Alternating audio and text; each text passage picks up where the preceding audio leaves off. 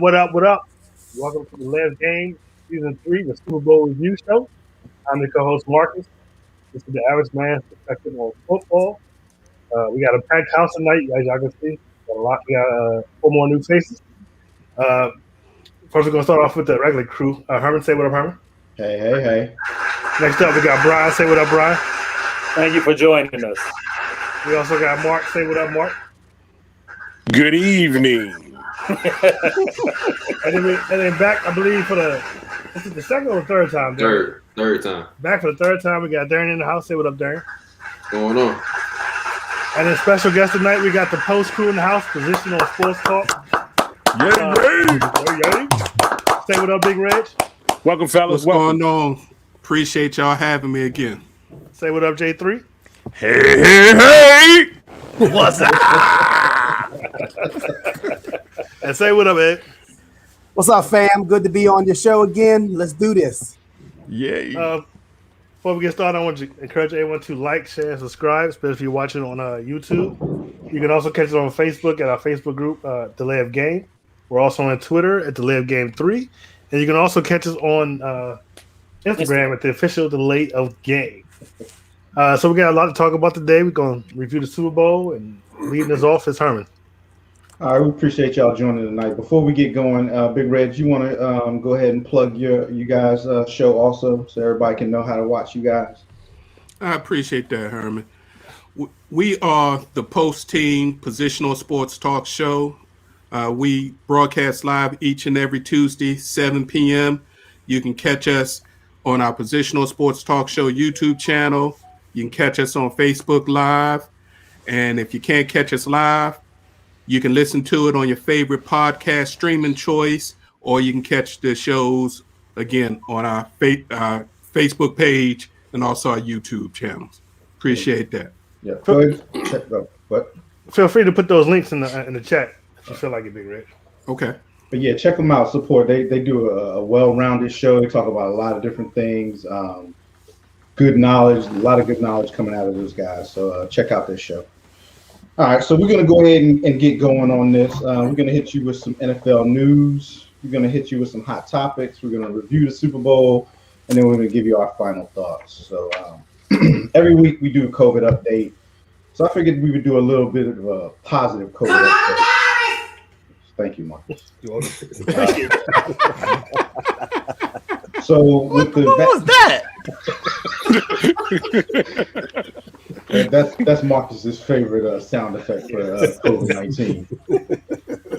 So with the vaccine coming out now, NFL teams basically offered the federal government the use of their stadiums as vaccination sites, and the federal government has told them that they will definitely take them up on that. So you'll be seeing stadiums that can accommodate large numbers, and hopefully that'll get the vaccine rolling and people go out there and get vaccinated. So just keep that in mind. I think that's a good thing. We finally get to say something positive about Corona this year. So we had the Hall of Fame inductees were named this past weekend. So congratulations. I'm going to name them off to Peyton Manning, Charles Woodson, John Lynch, Calvin Johnson, Alan Faneca, Drew Pearson finally got in, long overdue, Bill Nunn, and Tom Flores. Excuse me. Peyton Manning, Charles Woodson, and Calvin Johnson were first ballot Hall of Famers, which is not really that much of a surprise. So,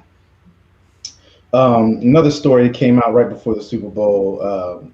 Sad news I have to report, but Britt Reed was involved in a multi-car accident the Thursday before the Super Bowl. He leaving two kids injured, one with life-threatening injuries, and police are investigating that to see if Reed had been drinking.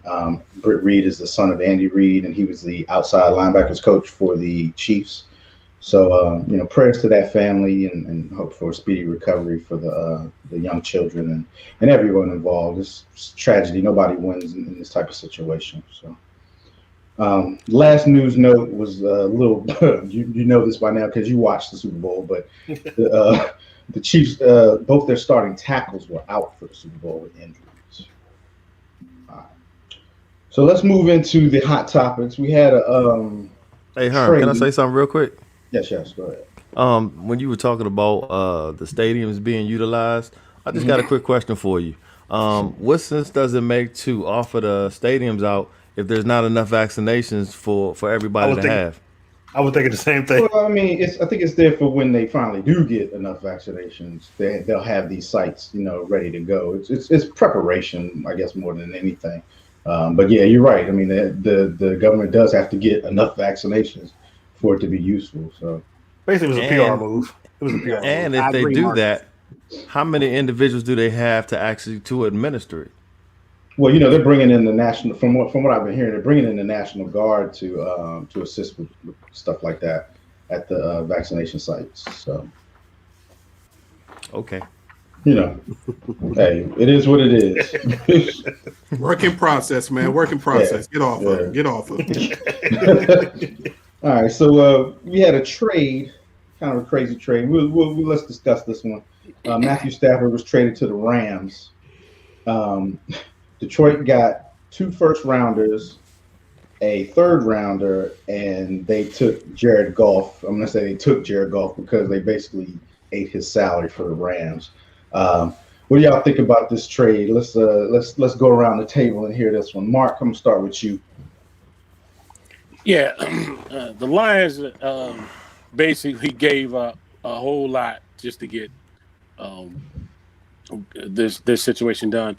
The Lions were actually asking for Aaron Donald for exchange for Stafford, believe it or not. The franchise, Aaron Donald was a franchise cornerstone for the Rams, and that's something you couldn't see that happening. Not Rams were giving up a whole lot more than what they gave up now for it. I think Stafford still has maybe about 2 or 3 good years left. That he can process and do some things with. Golf has a little bit more of an upscale because he's got a little bit more years left on here.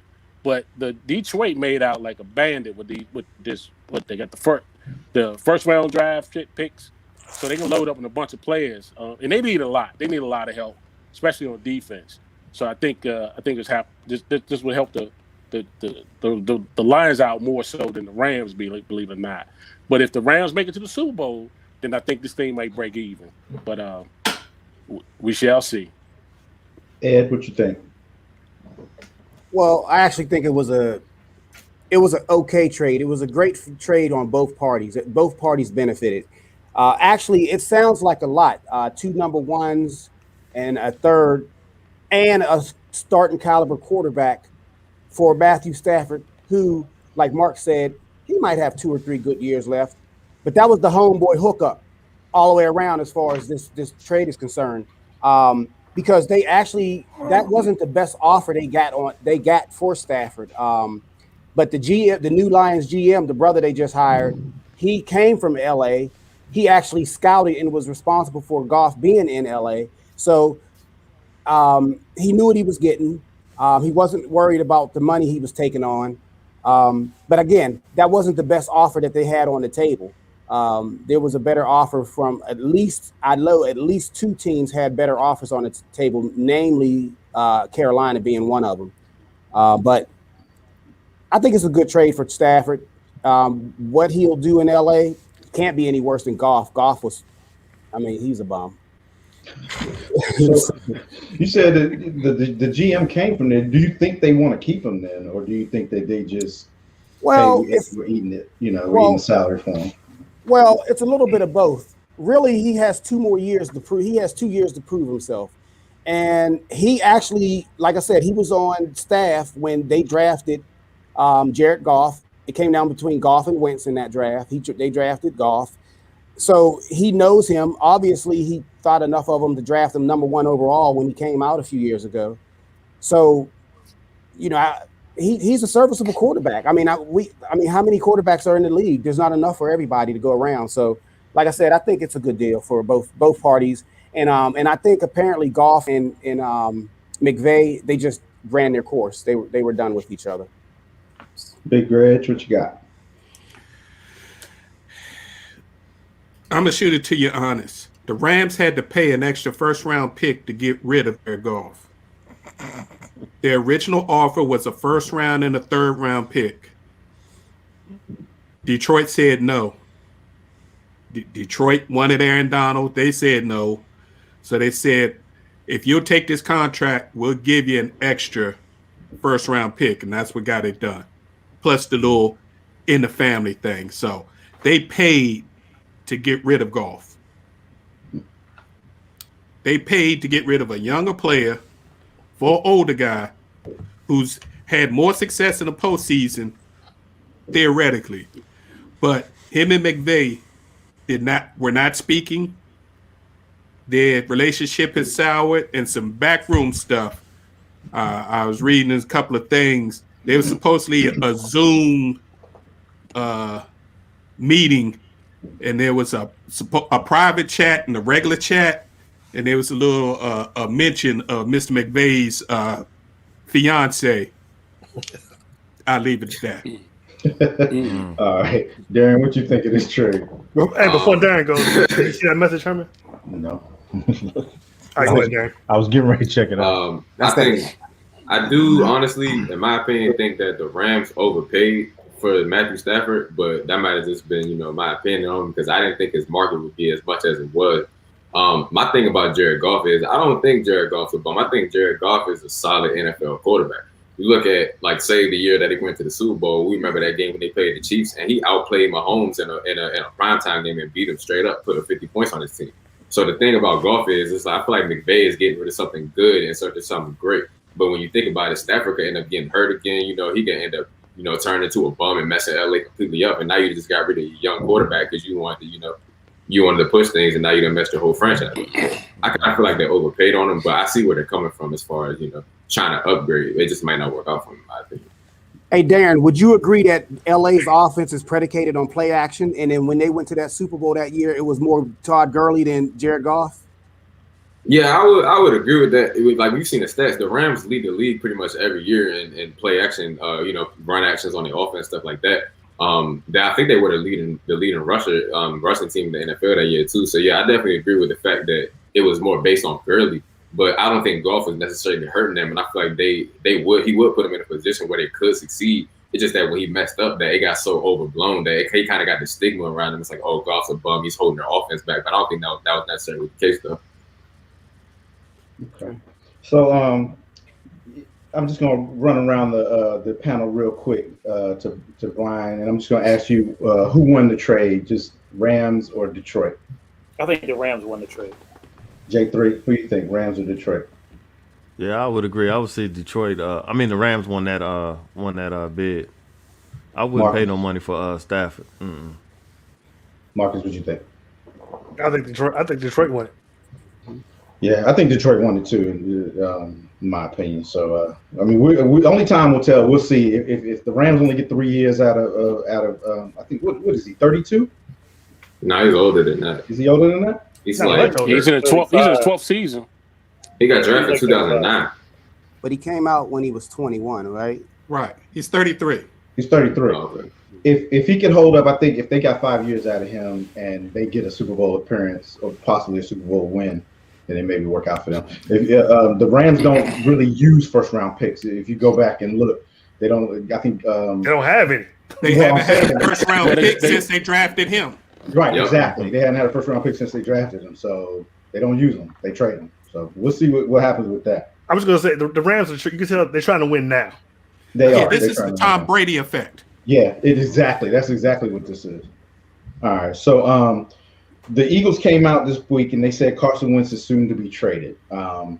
Just real quick, does this move make sense?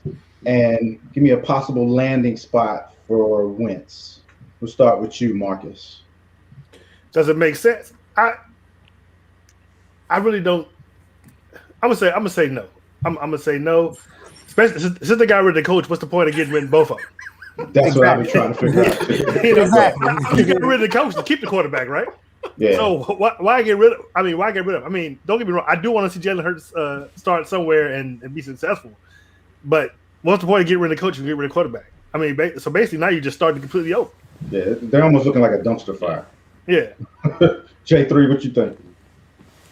I mean, I think it's a good move. I think Wentz has definitely played his time there. Foles proved that when he stepped up when he got hurt and took him to the Super Bowl and won it. So yeah, it's time for him to move on. Well, I really don't know. Like I said, like Marcus said, I don't understand the whole move. What is the point? Possible landing spots. What I'm hearing is Chicago. And the funny thing about the Chicago rumor is that Nick Foles will be part of the trade.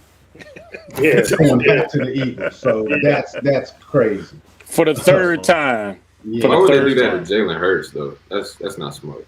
Nothing they're doing is smart, right? when you think about it. Brian, what you think?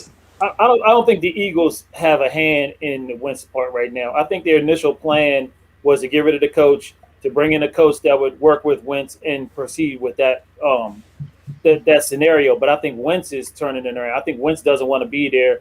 Wentz isn't happy, and he wants to go. So I think he's forcing the Eagles' hands to get rid of him at this time.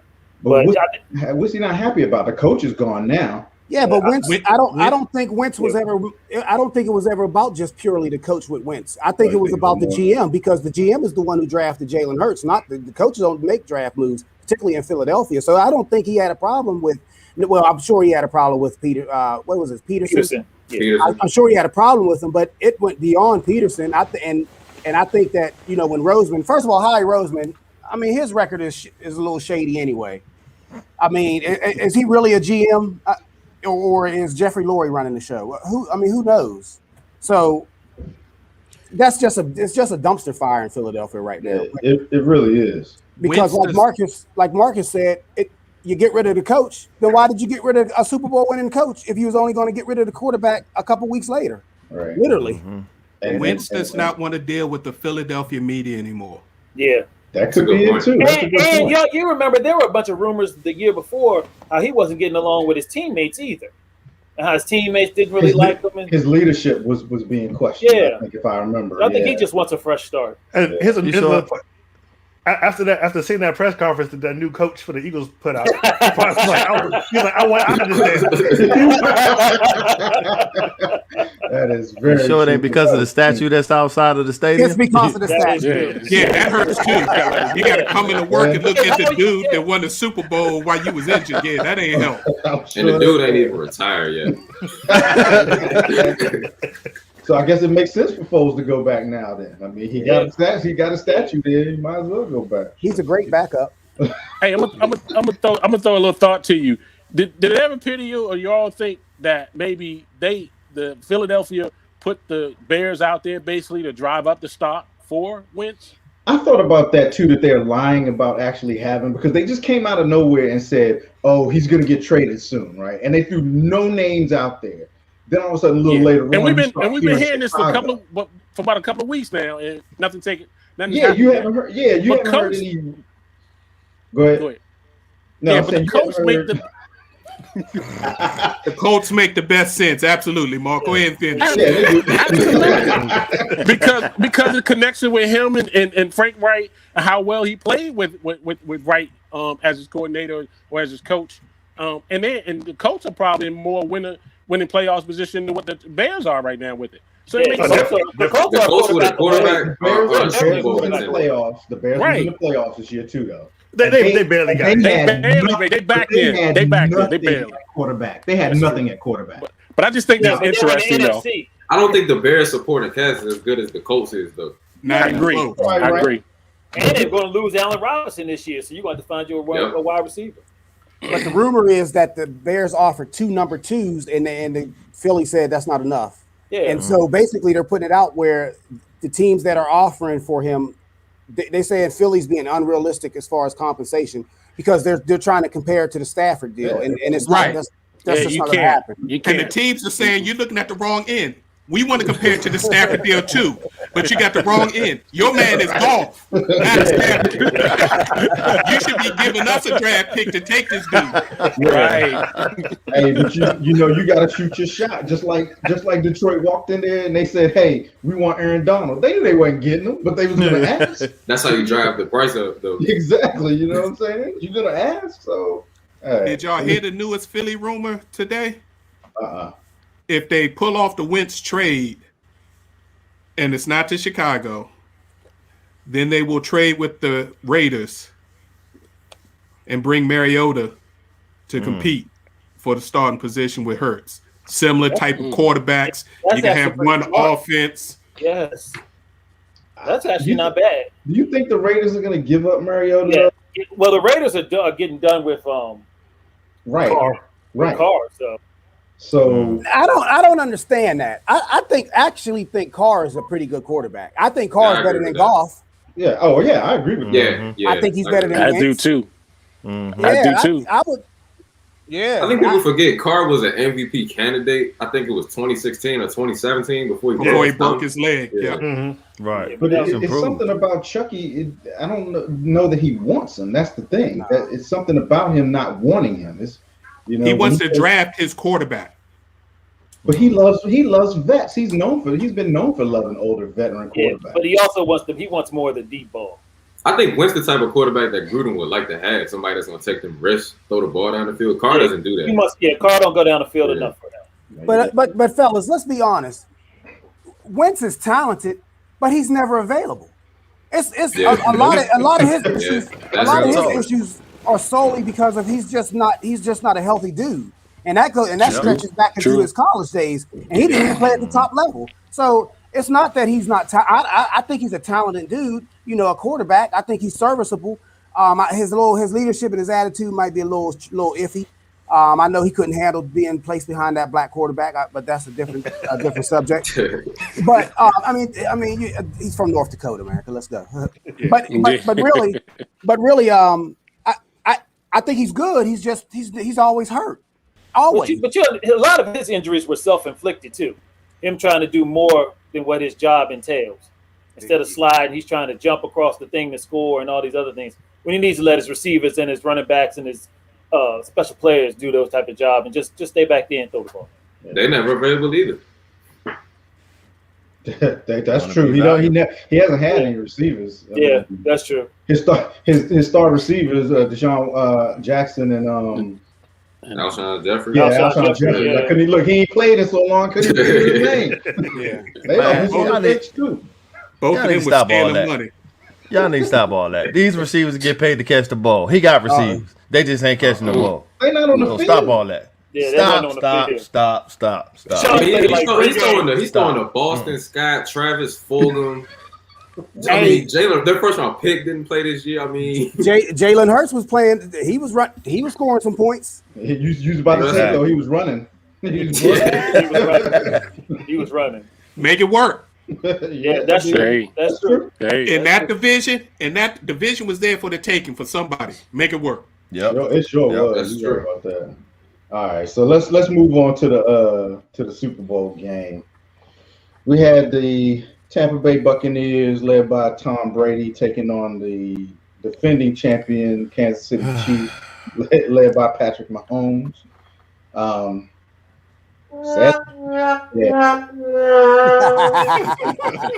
Sad to say the game did not live up to the hype. The Buccaneers, they destroyed Kansas City 31-29. Let's just keep it real. The game was never close. Kansas City couldn't finish drives. Patrick Mahomes was 26 for 49, 270 yards passing, 2 interceptions. He was sacked 3 times. His leading rusher was CEH, 9 carries for 64 yards. His leading receiver was Travis Kelce, 10 catches for 133 yards. On the flip side, Tom Brady was an efficient 21 for 29, 201 yards, 3 touchdowns, and he was sacked 1 time. Leonard Fournette had 16 carries, 89 yards, and his leading receiver was Gronkowski, 6 receptions, 67 yards. All right, so we're gonna go through this game, guys. Your impression of the game. Let me see. What you thought about the officiating? If you thought it was a little controversial. Key to the Bucs win. So let's just hit on a couple of those topics. Let's try to not go too long-winded, all right? Because we got a lot of people. All right, so let's go ahead and start with Brian. Keys to the win was the Bucs defense. The Bucs defense was smothering. They were all over Mahomes. Mahomes never had a chance to throw the ball. He was running for his life. Now in the first half, he was doing all right. They would go out and he would run and get a first down, and I was like, okay, he's gonna keep doing this. But he played right into the Bucs' hands. That's exactly what they wanted him to do. They said you can run it all day, but you're not going over the top. We're gonna keep these safeties back, and you're not gonna get these deep balls. Your little boy number 10, he's not doing nothing this whole game. And then they had a little groove too when they had Kelsey in there. Kelsey kept catching it over the middle, getting first downs and stuff, but they just couldn't sustain them. Holmes was running for his life. It wasn't his fault. They didn't change up the game plan in the second half when they had a chance, and it was just real. I had a hard time staying awake during the Super Bowl. I ain't gonna lie. I was ready for the game to end. I was like, this whole I want to go to sleep. But I picked the Bucs, and the Bucs was won. And I mean, they were efficient. The defense was on point. Tom did what he had to do, and they had a good running game. Ed. Well, let's talk about the officiating. There's been some chatter about Tom Brady was getting calls, and if you watch the game, and I watched like every second of it because I loved every minute of it. I thought it was an exciting game. Yeah, I'm a Pittsburgh fan, but I love Tom Brady. So anyway, but I thought it was because you hate the Chiefs. No, but he didn't win the game. But the officiating, I don't think that I didn't have a problem with the officiating because you got to understand the officials get graded just like anything else. They get like an A, B, C, whatever. And if they miss a call or if they have a bad call, once they get back to New York, then they actually review it and then they get downgraded. And then because only the top level officials get to do Super Bowls. And so I didn't have a problem with the officiating. I think Kansas City had gotten away all year with that style defense. Tony Romo, who called the game, he even mentioned it. But other than that, as far as what I thought, as far as the grades, I thought Mahomes, for what he could do, he played C football. Tom Brady, A. Andy Reid, F, because he hadn't made no adjustments. Just like you mentioned earlier. Bruce Arians, I say A because he got out the way. I'm not a big fan of Bruce Arians, but he's a good dude, and he's smart enough to know what he doesn't know. Todd Bowles, the star of the game, by far an A++, masterful game plan. Chiefs offensive line, I give them an F, but they couldn't help themselves. They were hurt, beat up. They were backups. They were switching positions at the last minute. Halftime show, since Prince didn't do it, I say a C-. Brian, give me your grade. And what you mean, Bruce Arians? I mean, did you see his staff?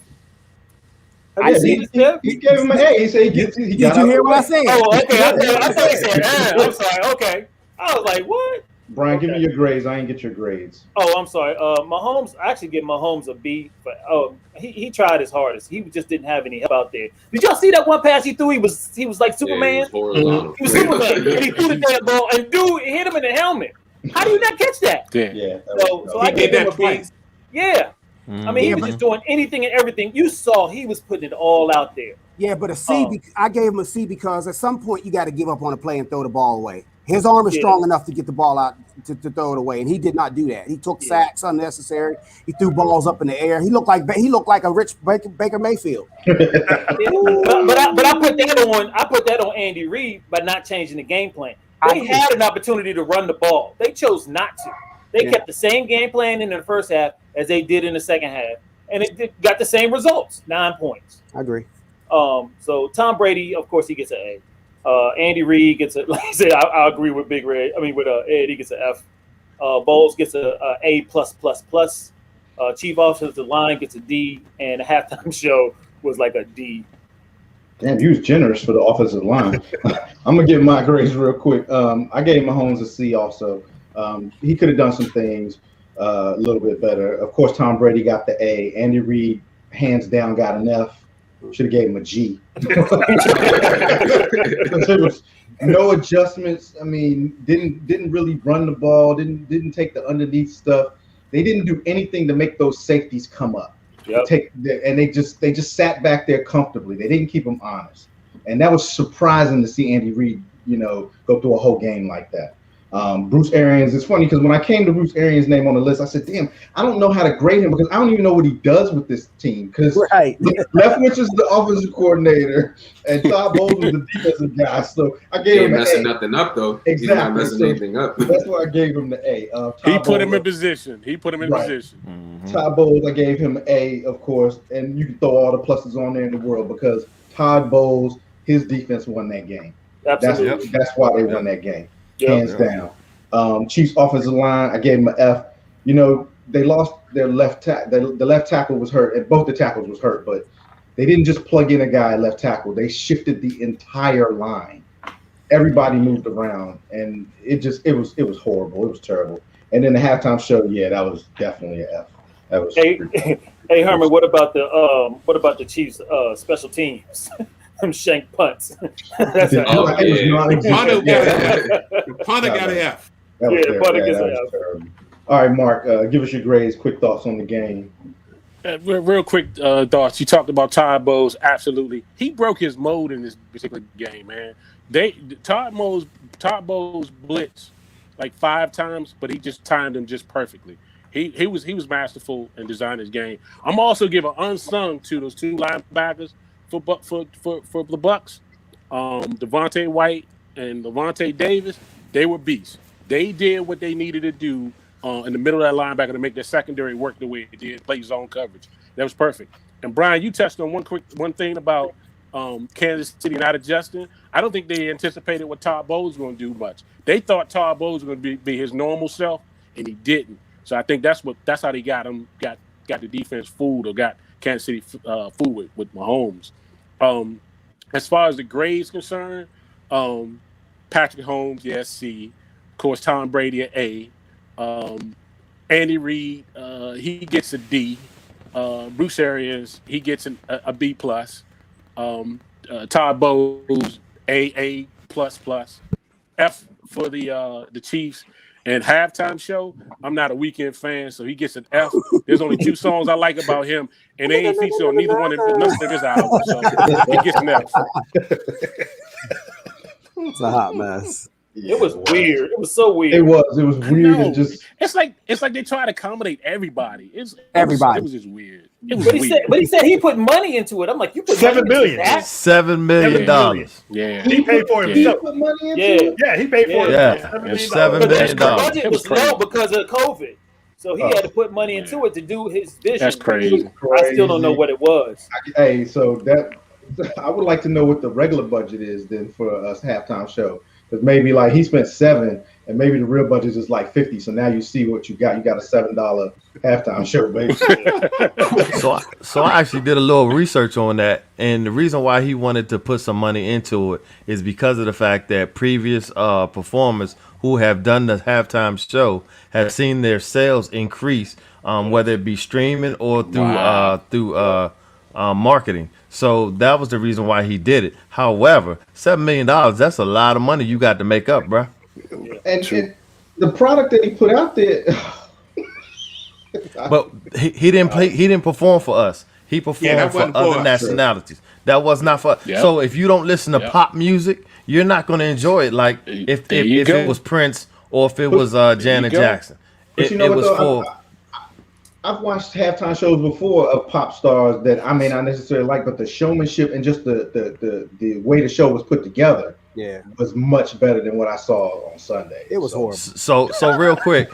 So real quick, if you paid attention to the Pepsi commercials before the Super Bowl, they started showing some of his songs were being portrayed in some of the commercials. In the If y'all saw commercials. one of the right, and so they were trying to hype it up in a real subtle way of who he is and what he sings. And so when the show came, again, if you didn't know who he was, at least you had an idea of who he was when the halftime show came about. So that was their way of doing it. Yeah, they thought he was going to be the next Bruno Mars who killed his halftime show. Oh, yeah, it Big didn't work Red, out. don't say Right. Big Red. And he wasn't even featured. Yeah, he wasn't. I mean, yeah, exactly.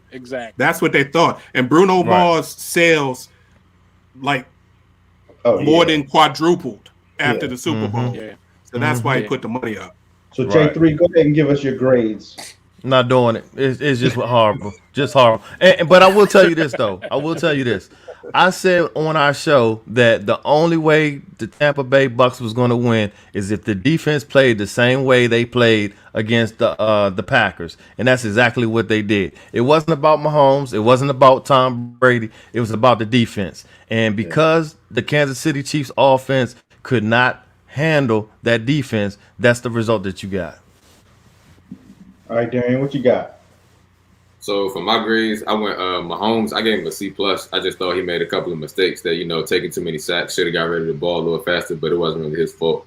Brady, I gave him an A-. He was just efficient, kept the game rolling how he needed to roll. I gave Andy Reid a D just because, he didn't make the adjustments that he needed to, and I feel like he was in a spot where he could have. Bruce Arians, I gave him an A- just being a good overall, overseeing the whole operation. Todd Bowles, obviously, I gave him an A+. Chiefs offensive line, I gave them an F.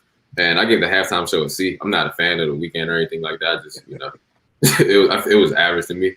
But yeah, I definitely think Todd Bowles was definitely the star of that show. I think real quick, one thing I found interesting, the Bucks actually switched their scheme completely when they played the Chiefs the second time. So the first time what they were doing was they were playing a lot of press cover too, which is, got the corners up, 2 safeties back.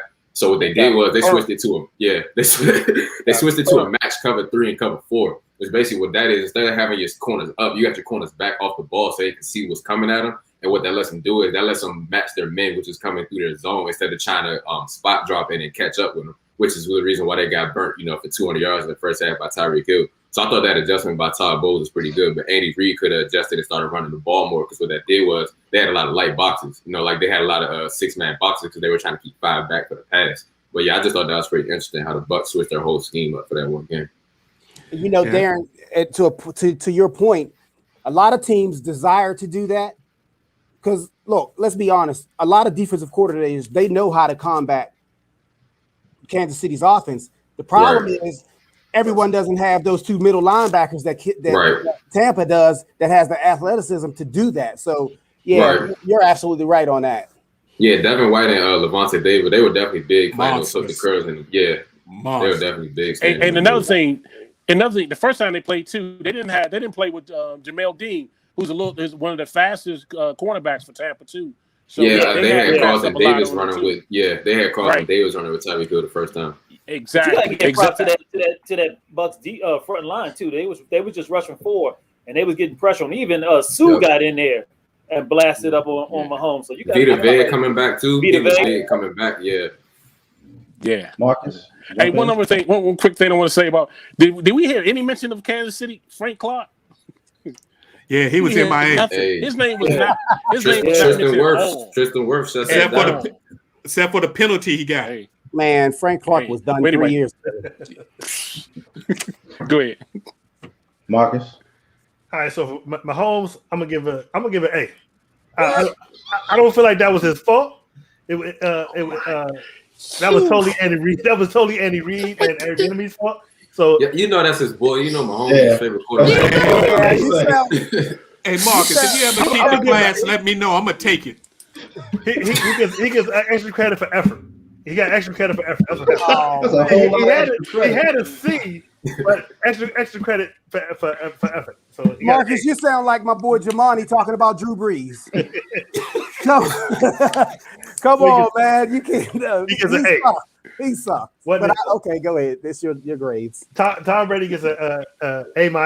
I mean, oh my God, Brady got Brady was worse than. Wait, you can't give the winner a worse grade than the losing quarterback. Oh man, not just the winner, the MVP. The MVP. He shouldn't have been MVP. He got an A. He got an A-. He did what was necessary. He won the game, but he got an A-. That's your grades. That's wow. Andy Reid gets a complete F. Like you guys already said, there was no change of game plan. Nothing, no changes, nothing. Just did the same thing in the first half, in the second half, and nothing worked. Bruce Arians, he gets a B. I give him that because he put the right people in the right position, and he has a good staff there. That's all the credit he gets though. And like Ed said, he knows what he doesn't know, and he knows to stay out of the way and let everybody else do the work. So he gets a B. Todd Bowles gets an A++. He's the real MVP of that game. Yeah. Chief offensive line, of course, gets an F. and the halftime show. I'm actually a Weekend fan, but that show was garbage. It gets an F2. Yeah. Y'all making me sound like I like to do this. Let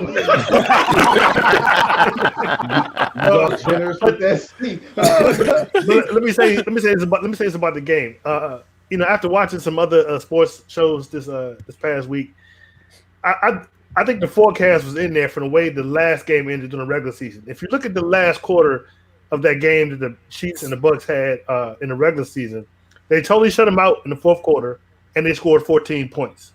I think, and the final score was like 24-27. If that game had went longer, I think the Bucks would have won that game. The Bucks had that number in that fourth quarter, in the second half, particularly the fourth quarter, and they just continued in this game. I think what they said was it's like 52-3 for like the last 6 quarters that they played between like the last two of that game and the 4 of the Super Bowl, something like that. Yeah. So, Well, in that game, I mean, they were their offense. They were doing a different thing with Kansas City. They had such a big lead. They were just trying to hold on for the win. So I don't know if I can put that much weight into that. I think you can. I think they caught on, and like I said, if they had more time, I think they probably would have won that regular season game too. I think if I really look back at that game, the forecast was that you'd have been able to see what was coming, because I mean the Tampa Bay like you said, they dominated Kansas City. It wasn't even close. There was no close. Wasn't it funny when y'all sitting around like just waiting for Kansas City to just start lighting it up and make it a game again? Yeah. Like, okay, here they come. Okay, here they come. They down 14. Y'all in trouble now. Here they come. Not when the offensive line couldn't stop tissue paper. There was a couple things that play though. Kansas City has played a dangerous style of football all year. Number one, that's true. They won a lot of games, but they played a dangerous style where they would turn it on when they had to turn it on, and that worked for the most part. And then also number 2 point I'm thinking about is that Tampa. Don't forget there was no preseason. There was no preseason. There was no OTA. There was no kind of practices allowed prior to the season. I know Tom Brady had a couple of unofficial practices. What I'm saying is it took them time to get, and think about it. Leonard Fournette wasn't on the team. Gronk, he stayed out of football for a year, so he had to be around in shape. AB had to get out of jail. He had to be on, So what I'm saying, he wasn't really in jail. I'm just exaggerating. But what I'm saying is that it took Tampa, the Tampa team that played Kansas City earlier in the year wasn't necessarily the same Kansas City team that started to play their playoff run against the football team, actually. Big Red, what you got on the grades? To add to Ed's point, that was their last loss. They won, 8 or 9 straight after that because they went to their bye week, made the adjustments. Yeah. Before I get into my grades real quick, I'd just like to say that this was the exact carbon copy of a Super Bowl previous New York Giants, New England Patriots. You had a high-powered offense that took the other team for granted. They played each other, which gave the defense enough tape to see what they did good and what they did bad, and they made adjustments. And those adjustments, the offense was so arrogant that they didn't think that they could stop them. They just came in, we're going to play our game, and they didn't adjust their game plan, and they got punched in the mouth, and they never recovered. Mm-hmm. Yeah, the only difference about that is that they had a little Hail Mary crap in that game, so they had a little luck to win that one. The Tampa Bay, they just beat the brakes off. The Giants had luck. The Giants held that team. They held the highest scoring offense ever to 13 points. Oh yeah, absolutely. But their offense wasn't all that. They just got lucky in there. I give you another one. I ain't giving the Giants no credit.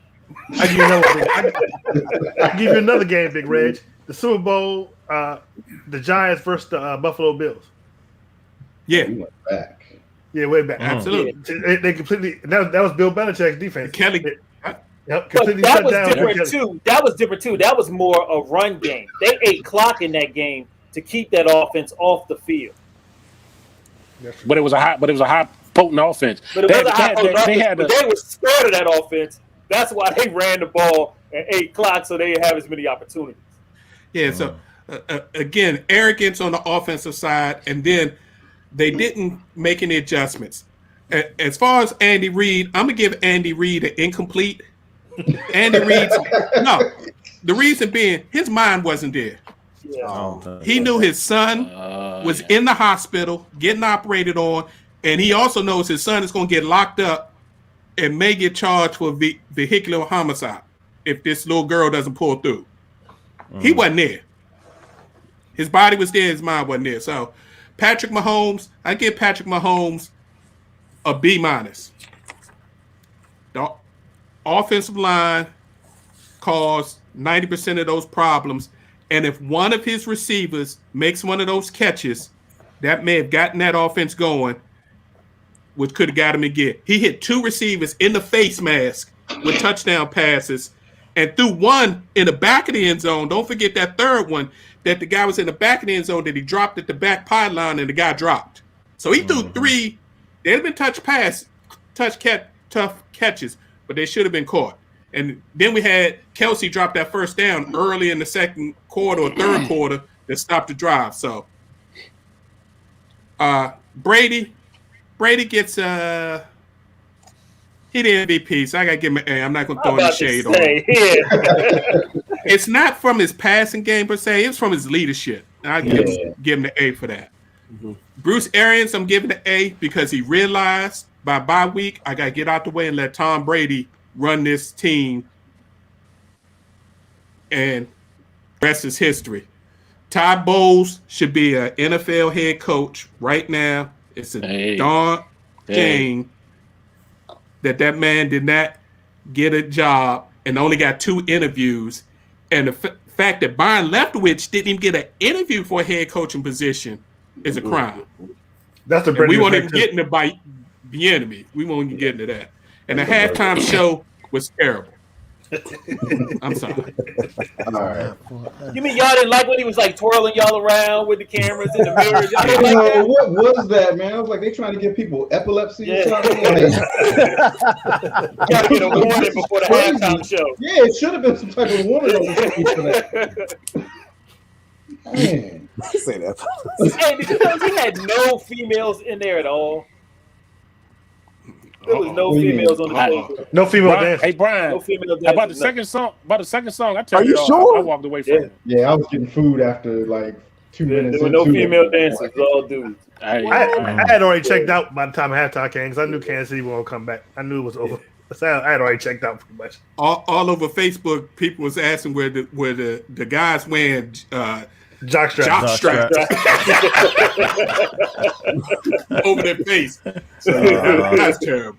That's terrible. Oh, man.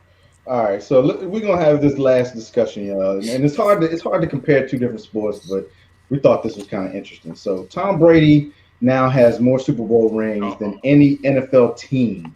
Okay, he has the highest winning percentage of the major 4 American sports leagues. He won a Super Bowl with the Bucks, who had the worst winning percentage of any team in the major 4 American sports leagues. So, of course, we throw the term GOAT around. So we're going to have to compare him to the one GOAT that everybody knows, and that's Michael Jordan. So the question is, who is the all-time GOAT now? And I'm going to go through their accolades real quick. Okay, so Michael Jordan's 14-time All-Star, a 11-time All-NBA. He was the All-Rookie in 84-85. He was the Defensive Player of the Year in 87-88. 5-time MVP, 10-time scoring champion, 6-time NBA champion, 9-time All-Defense Team, 3-time All-Star MVP, 6-time Finals MVP, and he was the Rookie of the Year 84 and 85, and he was a 3-time. I looked this up and I forgot what this stood for. STL champ. Steals. Okay. So that's Michael Jordan's numbers. Tom Brady, real quick, 14-time Pro Bowl, 7-time Super Bowl champion, Hall of Fame All 2000s team, 2007 AP Offensive Player of the Year, 2009 AP Comeback Player of the Year, 2010 AP Offensive Player of the Year, 3-time All-Pro, 3-time MVP, Hall of Fame All 2010s team, 2007 Burt Bell Award, and 2019 PFWA Comeback Player of the Year. I know, again, football and basketball is different. I'm going to go first on this one. I am not a big Michael Jordan fan, but to me, you cannot touch what Michael Jordan does because basketball is more individual. He carried the Bulls teams. They had good teams. He carried the Bulls teams, though. To me, it just doesn't compare. Tom Brady relies a lot more on other people. You saw when Michael Jordan took over games, what that man did and the things that he did to put that team on his back. I don't feel like you can touch that, in my opinion. So my choice would be Michael Jordan. Big Reg, what you got? Yeah, please let him go because he is blowing up.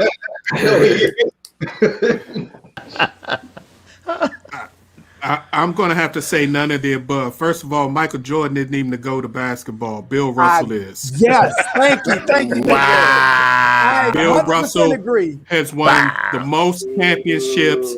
He played against the most dominant offensive force the NBA has ever seen in Wilt Chamberlain and shut him down every time.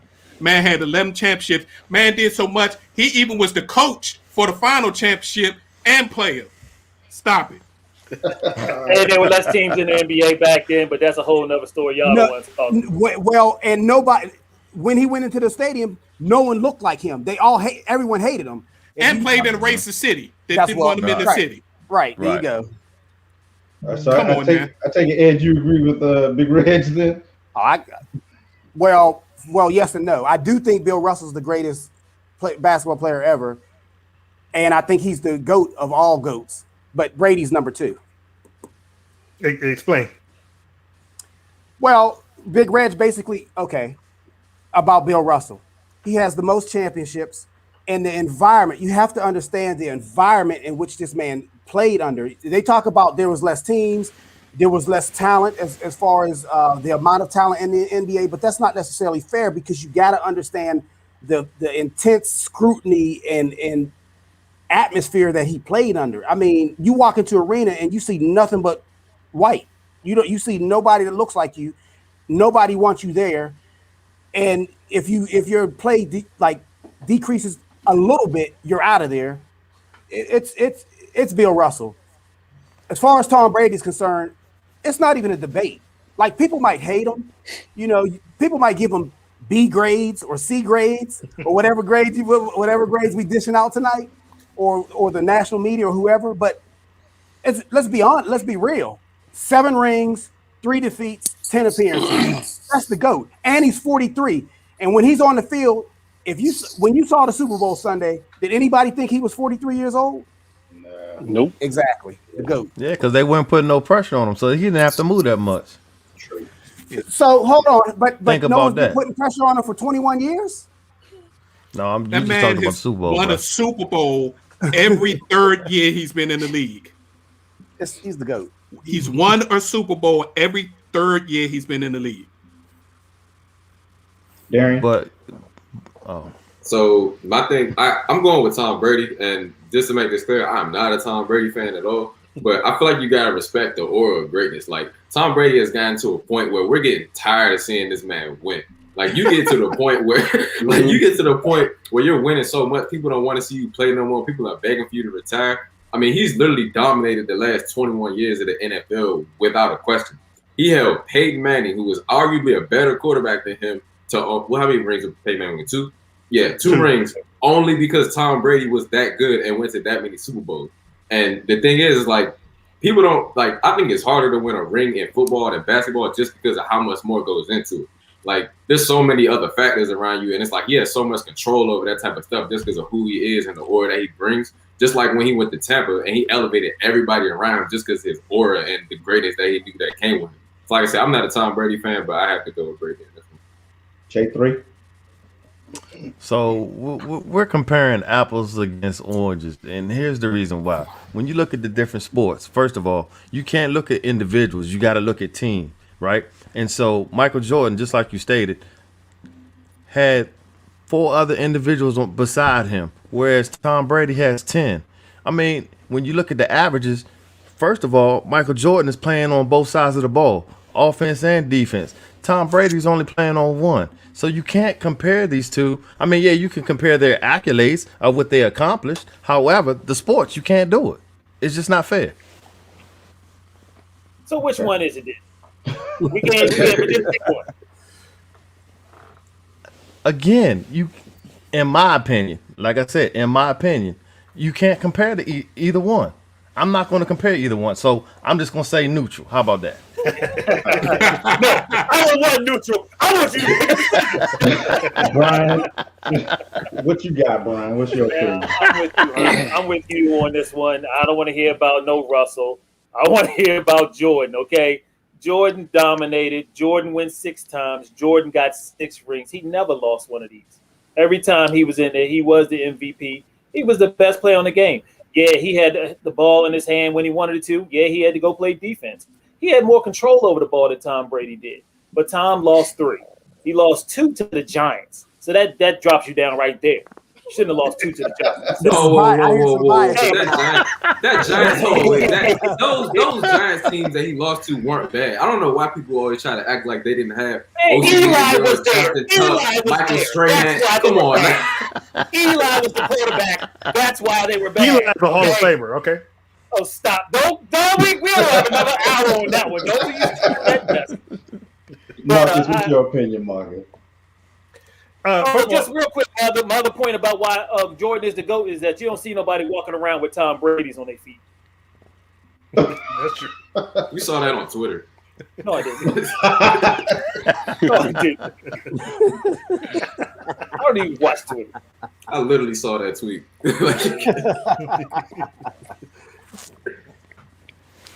Go ahead, Marcus. So as much as I hate to say it, I'm gonna have to go with Tom. I'm gonna have to go with Tom Brady. Let me say this. Why do Jordan, you hate to say it? You used to love him. He was your favorite quarterback. He was my favorite quarterback, but Jordan was my favorite athlete of all time. Oh. And let me say this before I go into it. Jordan is still the GOAT in basketball. The heck with LeBron. He'll never be the GOAT. Jordan will always be the GOAT in basketball. But anyway, I'm gonna say Tom because I mean look at what he did. Like we said, seven rings, 10 visits, and okay, so he lost to the Giants, he lost to the Eagles. How many people in our lifetime, we will never see that again. Nobody's going into Super Bowls again in our lifetime. And he's not even done yet. He might go to 11 or 12. So we don't know yet. And also, he by going to Tampa, he proved himself to be the LeBron of the NFL. You just dog LeBron, now you're bringing him up. But he went to a team that doesn't win, and first year they in the championship. Exactly what LeBron does. And as soon as he leaves, Tampa Bay will be sorry again. Exactly like Miami was, exactly like Cleveland was, and exactly like LA will be when LeBron leaves there. So in my opinion, Tom Brady now is the all-time GOAT. Jordan is still number 2. Mark. Hey, I'm gonna have to jump on J3 with that one, man. I think we comparing apple with oranges. For me, the GOAT for me is Kareem Abdul-Jabbar in my lifetime, basically. But I can't take anything away from Jordan and Brady. I mean, if I had to choose, if you had to make me choose an apple or orange, it's gonna probably be Brady because of how many times he's been in the championship. But they're two different fruits. You really can't. I mean, one is just as good as the other, to be honest with you. But if I had to choose, it'll be Brady. And also, let me say this. And also, if had Jordan, when he went to the Wizards, had gotten to a championship game and won it, championship, I'd have still stuck with Jordan. But he didn't do that. So you're an awful person. You're an awful person. Well, I'm an awful person. I'm just telling you. Jordan was old back then and came out of retirement. Still, he played because the team sucked so bad they had to make some money. No, he came out of retirement because that was the deal he had with the Poland family for him to get part ownership, and then they reneged on the deal. That's why he burned out of what was it then? MCI, I think it was MCI Stadium in his red Benz. At the end of the season, he was supposed to get somewhere between 10 to 20% of the team that end up going to Ted Leonsis. Yeah, I mean, like I said, when we went into it, we knew that this was going to be a apples to orange comparison. But I mean, when you take them both, you have two of the greatest athletes, in the sports. Basically, is what it boils down to. So, whichever one you choose, I don't think you choose wrong, to tell you the truth. Like you said, It's all greatness. We're all watching greatness. So exactly. It's nice to be able to do it. Exactly. So, all right, fellas, that looks like that's going to wrap up our discussion for the evening. We rolled through some things a little quick. There was a lot of us on the panel, so we wanted to make sure everybody got their opinions in. Because if we didn't, we probably would have went for an hour and a half, 2 hours on this show. So we're gonna roll through and do final thoughts, and then we'll get up out of here. So I'll start with you, Ed. Hey, guys, good. He looking at the clock. That's what started with him. I appreciate the invite. We should do this again soon. Definitely. And I'm surprised we actually even having this conversation. I remember earlier when we were talking about this, and we were guessing how many games we're going to get out of this season, and I was way off. I think I said like 5 or 4 or something like that. I can't remember, but again, thankful that we got this far, and everybody have a good off season. All right, you too. Peace, Ed. No, I'm not going out like that.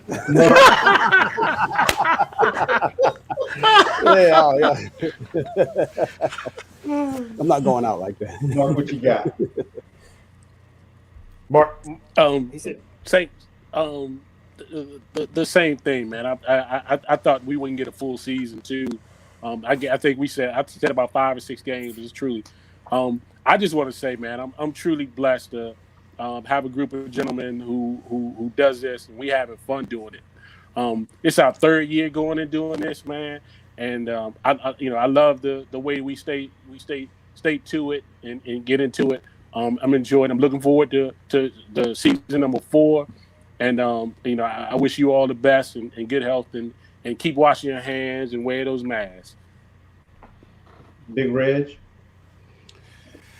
I would like to say, first and foremost, thank you guys for inviting me. For y'all out there, these fellas were an inspiration to me. Before J3 and I and Ed kicked off our venture positional sports talk show, I actually sat down and talked to Brian, Marcus. Mark was there. We was in the backyard in a picnic. Eating some food, and I was like pricking their brain about their show, and asked them if I could come sit in one day. Who knew we'd be here 2 years later? And again, thank you for inviting us. Y'all always know that y'all are always invited. I think we've had everybody on the show except for one cat. We can't seem to get him in on Tuesdays at 7 p.m. We're gonna get him there one day. That's Brian. We're gonna get him there one day. yeah. So we appreciate y'all. Much love. Right. Darren. Thank you. We appreciate you too. Yeah, I definitely agree. We were just lucky to get through this season. There was a lot of ups and downs, but just the fact that we were able to get to the Super Bowl, that was a blessing in itself. Just looking forward to the next season. Hopefully we can get back to regular life by then. We can get the crowds back and stuff. Just definitely like being on the show. It was a great season, and I just, hopefully we can keep this thing going in the future. Brian. Yeah, I would also like, to thank the Post crew to being on the show. Really appreciate it. You guys make it a lot of fun. You guys always come with the knowledge. Y'all always come with the fire.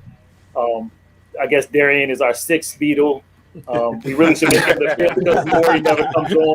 But Darian always comes with knowledge and a younger perspective and makes me enlightens us and makes me think a little bit more than we do. The other guys, we've been lifelong friends forever. And we decided to do this, and it's been fun, and I've enjoyed every moment of it. I look forward to Wednesdays. I do my little prep. We do our little chat. I'll be fussing at y'all because y'all ain't got the rundown ready. But it's just been a blast. I really enjoyed it. It's sad that the season is ending because, the good thing about the Post guys is that they talk about multiple sports where, we just focus on football. So when football ends, we have less to talk about. But But it was great, and I really enjoyed the season. I'm glad we made it through. Yeah, and again, I want to say, thanks and shout out to the Post guys for coming on. We got one of your guys that we got to get back on here, Professor J. We got to get you on here on the show. But we appreciate y'all coming out. When we started this season, we had no idea what we were looking at for the season, and we got through it. And like Brian said, we started this is our third year, and we just have fun with this. I look forward to this every week. So, this season we're going to do it a little different. During the off season, we're going to do a show every 2 weeks. So that way we don't go away. Y'all don't forget what we look like. But everybody definitely stay safe out there. Make sure you guys check out Posts on Tuesday nighs. 7 No, p.m. keep it upside And just do what you got to do to make it through this, and hopefully we'll be back to normal life soon. J3.